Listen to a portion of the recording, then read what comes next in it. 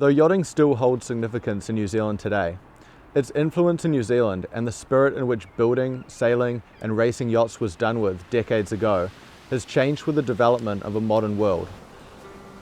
But with yachting being so prominent in New Zealanders' lives all those years ago, surely there are stories out there from the time period that have inspired today's yachting enthusiasts and in ways defined the yachting culture of old in New Zealand.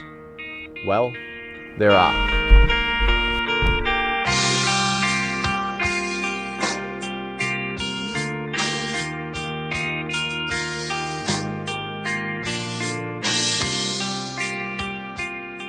My name is Tony Armit, and while working for an accountant and studying accountancy, I decided I would like to sail around the world. At 18 I started building a yacht, and then in 1954 with another schoolmate from Takapuna Grammar we set out to circumnavigate the world. We didn't set out to circumnavigate the world, we set out I think for an adventure, and hoping that we would actually come back to where we started from. I probably worked with the accountant's firm for a year, 18 months, then I built the boat full time. It's probably an age when many New Zealanders were building boats. Auckland, there were many boats being built, so there's lots of help, lots of advice, and being in Newmarket there were many tradesmen who would come through the backyard and give me help. I'd built a couple of other boats, racing yachts, small sort of 4 or 5 metre boats, and I'd had 6 yachts, which I had probably done up and raced prior to that. When I launched Marco Polo, I had no place to keep it, but a chap at Devonport offered me his mooring.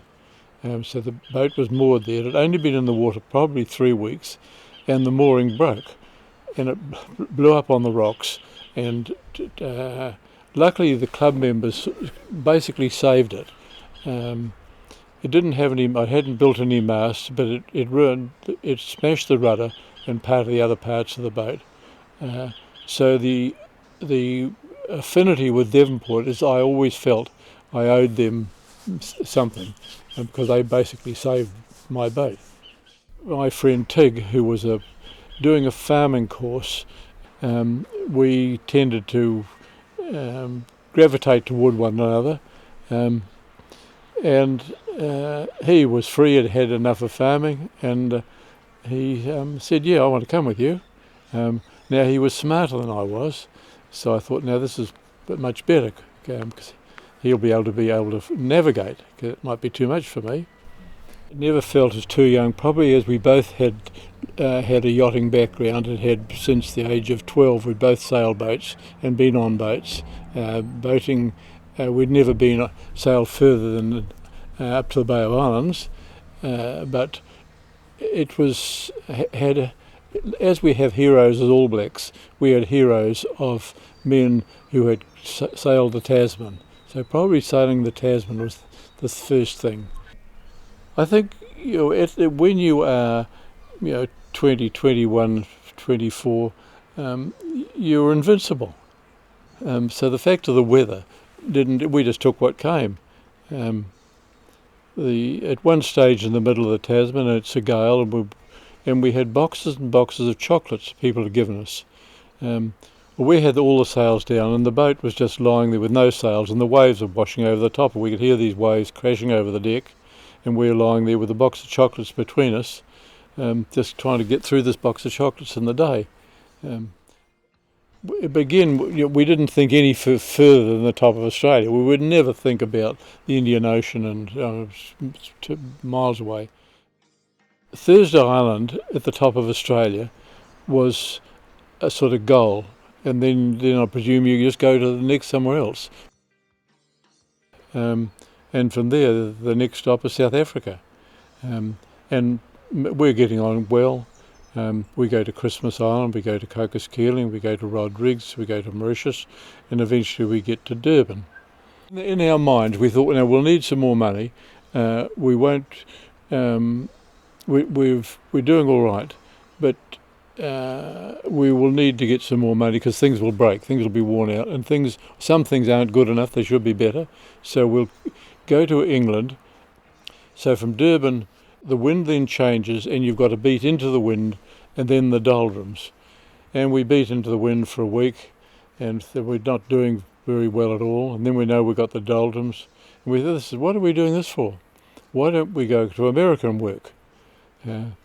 So we turned hard left and headed off to the Caribbean.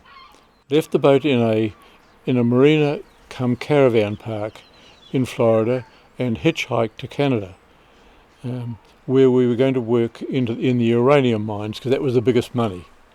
We must have been up there at the beginning of winter and then wanted to move south. All through the Bahamas, through the West Indies, through the Canal, and then through the Pacific to the Cook Islands, Fiji, and back to New Zealand. With the adventure on Marco Polo was never set out to be an achievement to sail around the world. It was just two young guys having fun. Though Tony and Tig were recognised and awarded for their achievement after arriving back in New Zealand in 1957, it was their desire and enthusiasm for adventuring that truly influenced yachting culture in New Zealand. And it only takes a visit to the Devonport Yacht Club to see that.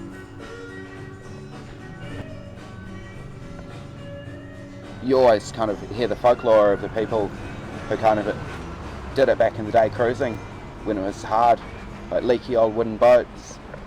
It's not the same. You had to be real hearty. No fridge, wet bunks, just what they did, the way they built the boat, got her in the water, and then she came off the mooring and got damaged, and then rebuilding her, and then eventually getting away, following the dream, not just being all tied up with what we have in this modern world.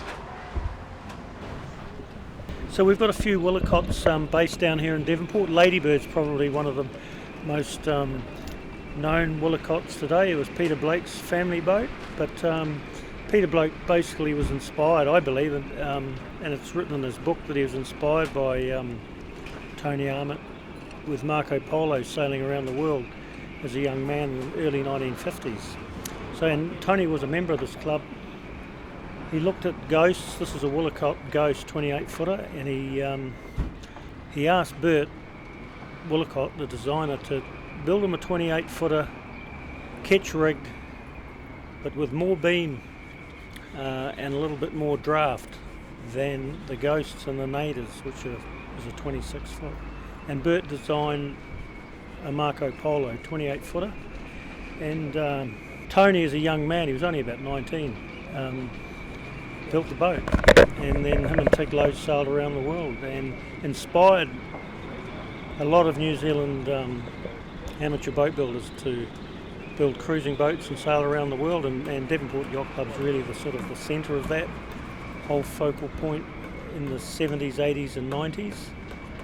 It's died off a little bit now. There's probably only half a dozen Willicotts in the club, but yeah, his legacy lives on. And I own a sister ship to Marco Polo called Ebb Tide, and I've owned it for about 20 years now, and very seaworthy, sea kindly, easy to sail, and yeah, I can see how and why Tony wanted that type of boat.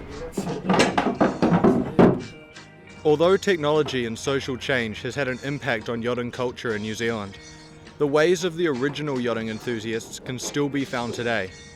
Though Tony Armit will always look upon his journey in the 1950s to have been a bit of fun, it is evident that his adventure has gone beyond self-gratification and awards, and is, in fact, a story that epitomizes what it means to be a true yachting enthusiast.